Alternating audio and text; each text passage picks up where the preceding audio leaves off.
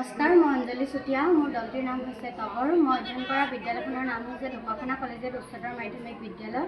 মই ঢকুৱাখানা কলেজিয়েট উচ্চতৰ মাধ্যমিক বিদ্যালয়ৰে দশম শ্ৰেণীৰ ছাত্ৰী।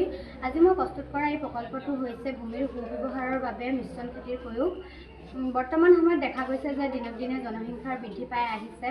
তাৰ বাবে আমাৰ খেতি বাতি কৰা আমি থকা ঠাইসমূহ আমি পৰিয়ালৰ লগতে ভাগ বিতৰণ কৰিব লগা হৈছে, যাৰ ফলস্বৰূপে আমাৰ খেতি বাতি কৰিবৰ বাবে মাটিৰ পৰিমাণ কমি আহিছে। বিশেষকৈ কৃষি ক্ষেত্ৰত কৃষি মাটিৰ পৰিমাণ কমিছে। তাৰ বাবে কৃষিজীৱী লোকসকলৰ বিশেষ অসুবিধা হৈছে। সেই সমস্যাৰ সমাধানৰ বাবে মই আজি এই মিশ্ৰণ খেতিৰ পদ্ধতিটো আপোনালোকক দিবলৈ বিচাৰিছোঁ।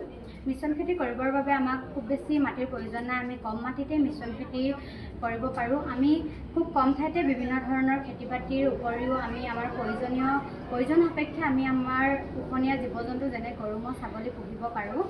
আমাৰ এই খেতি বাতি আৰু জীৱ জন্তু পোহাৰ পৰা সৃষ্টি হোৱা যি আৱৰ্জনা, সেই আৱৰ্জনা আমি সুব্যৱহাৰ কৰিব পাৰোঁ। আমি যেনে জৈৱ সাৰ বা জৈৱ গেছ প্ৰস্তুত কৰিব পাৰোঁ। সেই গেছ আমি প্ৰস্তুত কৰি আমাৰ কামত লগাব পাৰোঁ। আৰু আমাৰ যি বিদ্যুতৰ প্ৰয়োজন হয়, সেই বিদ্যুৎ আমি সৌৰ শক্তিৰ পৰাই আহৰণ কৰি ল'ব পাৰিম। মিশ্ৰণ খেতিৰ পৰা আমাৰ একো লোকচান নহয়, আমি লাভান্বিত হ'ব পাৰোঁ। মিশ্ৰণ খেতিৰ পৰা আমি আমাৰ উৎপাদিত সামগ্ৰী প্ৰয়োজন সাপেক্ষে উৎপাদিত কৰিব পাৰিম। বিশেষকৈ যিসকল কৃষিজীৱী লোক, তেওঁলোকৰ কম মাটিৰ থকা সাপেক্ষে সকলো খেতি কৰিব নোৱাৰে, এই লোকসকলে এই পদ্ধতি ব্যৱহাৰ কৰিব পাৰিব। কম মাটিতে বিভিন্ন ধৰণৰ খেতি কৰি নিজৰ প্ৰয়োজনীয় বস্তু উৎপাদিত কৰিব পাৰিব।